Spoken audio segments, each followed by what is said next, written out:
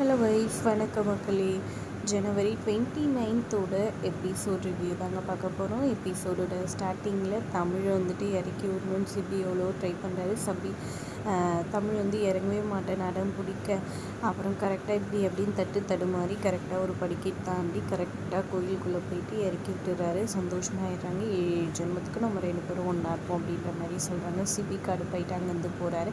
அப்புறம் கல்யாணத்துக்கு போய் நிற்கிறாங்க. அந்த இடத்துல வந்துட்டு இங்கே சிபியோட மாமா வந்துட்டு அவங்க அம்மா கிட்ட வந்துட்டு உடனே குறை சொல்லிகிட்டு இருக்க. அவங்க வந்துட்டு அதெல்லாம் விடுங்க, பார்த்துக்கலாம், எல்லாம் நல்லது தான், இதெல்லாம் சேர்த்தலாம் அப்படின்ற மாதிரி சொல்லிட்டு போகிறாங்க. அப்புறம் கல்யாணத்துக்கு வந்துட்டு தாலி எடுத்து கொடுக்க சொல்லி சிபிக்கிட்டேயும் தமிழ்கிட்டையும் சொல்கிறாங்க. அவங்க தான் அண்ணன் நீயா இருந்து பண்ணணும்னு சொல்ல, இல்லை என்னால் முடியாதுன்னு சிபியோ கூடலாம் சேர்ந்து பண்ண முடியாதுன்னு சொல்கிறாங்க.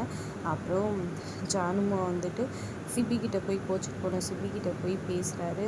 நம்ம இதில் வேலை செய்கிறவங்களுக்காக நம்ம இதெல்லாம் செஞ்சு தான் ஆகணும், நீ பண்ணு அப்படின்ற மாதிரி சொல்ல. அப்புறமா அவங்களும் சரின்னு சொல்லிட்டு வந்து உட்காடுறாரு. தமிழும் அவங்களும் சேர்ந்து எல்லாம் இது பண்ணி கல்யாணமும் நல்லபடியாக நடக்குது.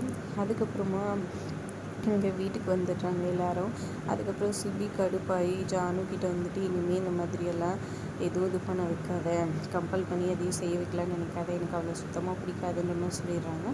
அப்புறம் ஜான் வந்து எல்லாம் போக போக சரியாக போய்டுன்ற மாதிரி யோசிச்சுட்ருக்காங்க. ஆனால் பார்த்திங்கன்னா தமிழுக்கு ஒரு போஸ்டல் வந்திருக்கு.